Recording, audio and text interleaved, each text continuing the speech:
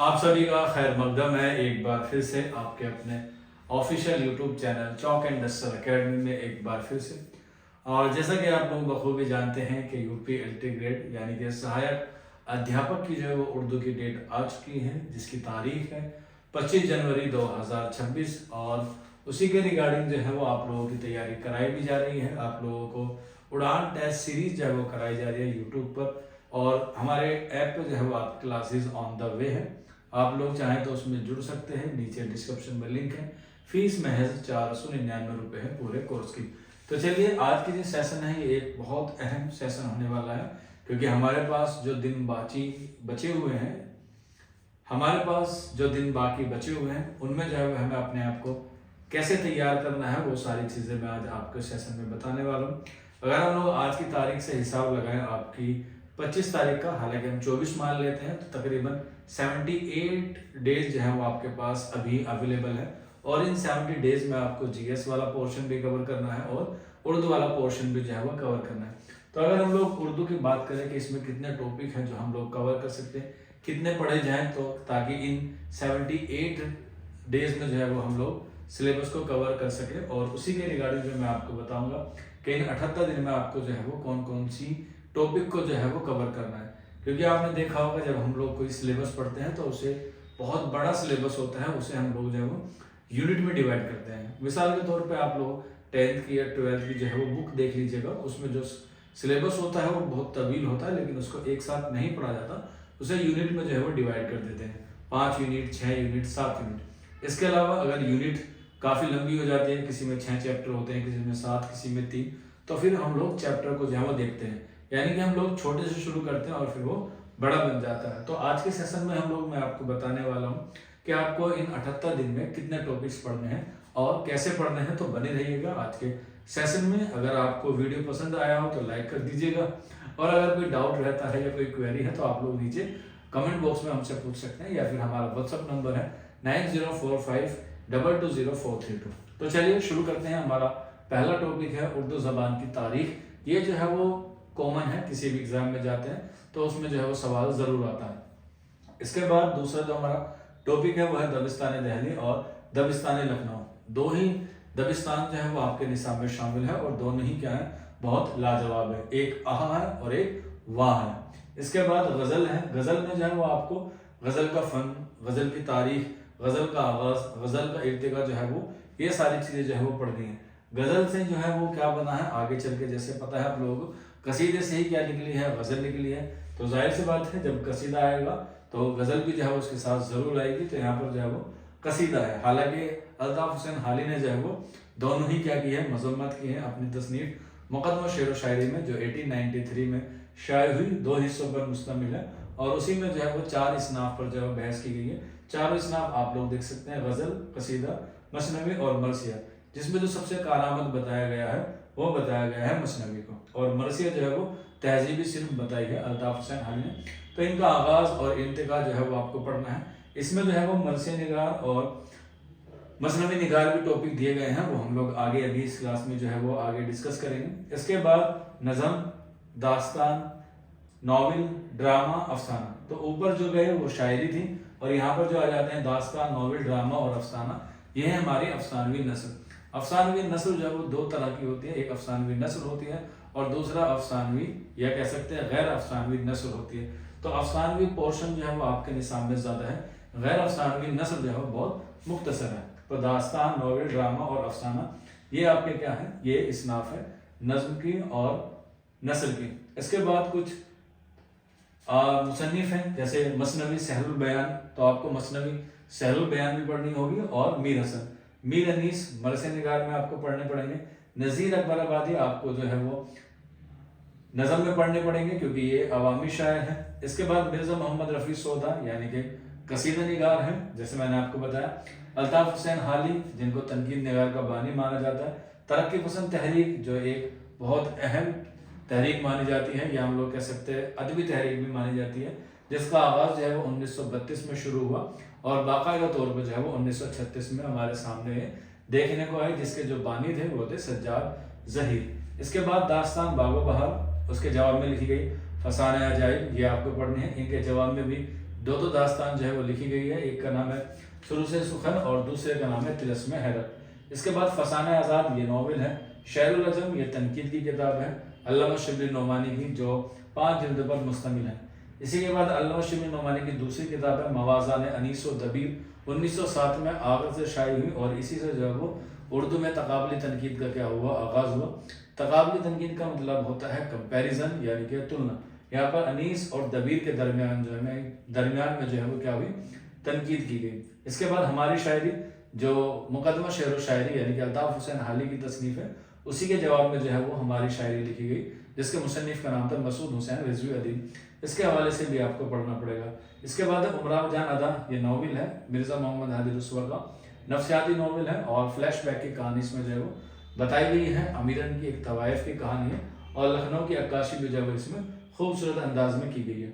इसके बाद मीर अमन दहलवी अपने बागो बहार के मुसन्निफ़ और रजब अली बेग सुरूर फसाने अजाइब के। इसके बाद सर सैयद अहमद खां, अलीगढ़ तहरीक भी हम लोग कह सकते हैं या सर सैयद अहमद खां भी कह सकते हैं। मौलाना अबुल कलाम आज़ाद इंशाइया निगारी में जो है वो इनका नाम अहम है और इनकी नस्ल भी जो है वो बहुत अहम है।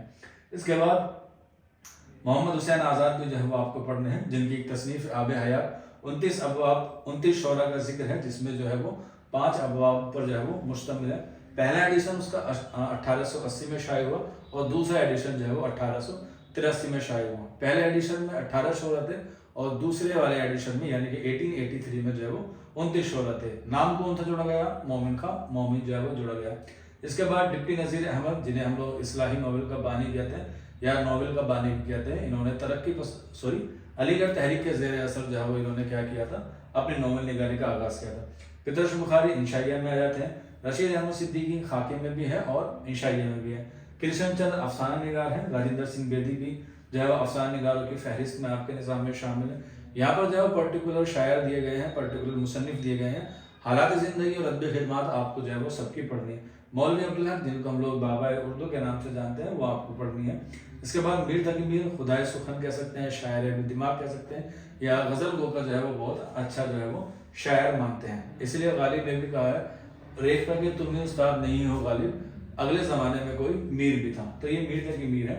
इसके बाद शेख मोहम्मद इब्राहिम ज़ौक़, जिनकी अदबी चश्मक जो है वो गालिब से भी रही है और ये सौदा के ताल्लुक से जो है वो मशहूर भी हैं, क्योंकि सौदा और ज़ौक़ जो है वो दोनों एक ही सिंफ के जो है वो मशहूर शायर है। इसके बाद गालिब नाम आ जाता है। इनके बारे में जितना आप लोग कहेंगे या जितना आप लोग पढ़ेंगे उतना ही कम है। मोमिन खां मोमिन शायर जो है वो बहुत बड़े शायर थे, लेकिन गालिब की मकबूलियत की वजह से जो मोमिन खां मोमिन की जो शायरी है वो थोड़ी सी कम रह गई, लेकिन फिर भी इनका ये शेर बड़ा बाकमाल है, जिस पर गालिब भी जो है वो अपना एक पूरा दीवान देने के लिए तैयार हो गए थे। आपने सुना भी होगा, तुम मेरे पास होते हो गोया जब कोई दूसरा नहीं होता। ये बहुत बड़ा मशहूर शेर है। गालिब इस पर जो है वो अपना पूरा दीवान देने के लिए तैयार हो गए थे, जो 1841 में इनका दीवान पहली बार शायर हुआ गालिब का। अल्लामा इकबाल मशरिकी शायर हैं। ब्रज नारायण चकबस, जिनको हम लोग कौमी शायर कहते हैं, और इनको जो है वो शख्सी मरसी में जो है वो मकबूलियत हासिल है। इनका जो शख्सी मरसी है वो अक्सर एग्जाम में पूछा जाता है, गोपाल कृष्ण गोखले, और इसके अलावा जो है वो बाल गंगाधर तिलक। इसके बाद अकबर इलाहाबादी तंज़ो मज़ाह का सबसे बड़ा शायर है।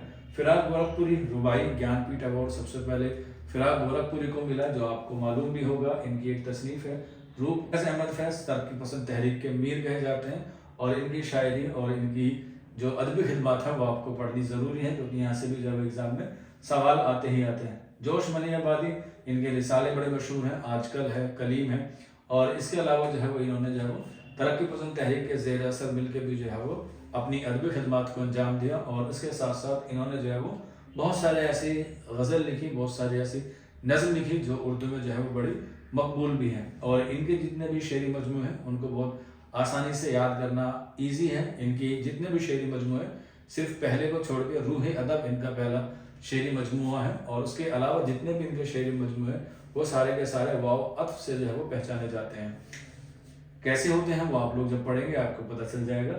इसके बाद नंबर 46 है वलीद अकनी, उर्दू का चासर जिसे हम लोग कहते हैं, या हम लोग कह सकते हैं उर्दू गज़ल का बाबा आदम जो है वो वलीद अकनी को कहा जाता है। ख्वाजा हैदर अली आतिश, जिनको दबिस्तान लखनऊ का बाकायदा जो है वो बानी माना जाता है। हालांकि दबिस्तान लखनऊ का जो बानी है इमाम बख्श नासिर को ही माना जाता है, लेकिन बाकायदा तौर पर जो है वो ख्वाजा हैदर अली आतिश को माना जाता है। दाद दहलवी हसत मोहानी, असगर गोंडवी, फ़ानी बदायूनी, जिगर मुरादाबादी, ये जितने भी हैं ये सारे के सारे आपको जो है वो शायर हैं, अदीब हैं, मुसन्निफ़ हैं, ये आपको 52 तक जो है वो पढ़ने हैं। यानी कि अगर आप लोग डेली एक भी टॉपिक कवर करेंगे, क्योंकि एक टॉपिक आराम से 24 घंटे में जो है वो हो जाता है। अगर आप 24 घंटे को 3 पार्ट में डिवाइड करते हैं, क्योंकि 8 3 24, 8 घंटे की आप लोग अपनी नींद ले सकते हैं, 8 घंटे आप अपनी जॉब भी कर सकते हैं, और बाकी के 8 घंटे जो बचे हैं उसे आप लोग अपने पढ़ाई में दे सकते हैं। अब 8 घंटे एक साथ पढ़ाई नहीं हो सकती, तो 2-2 घंटे के स्लैब में आप लोग ले सकते हैं, 1-1 घंटे के स्लैब में आप लोग ले सकते हैं,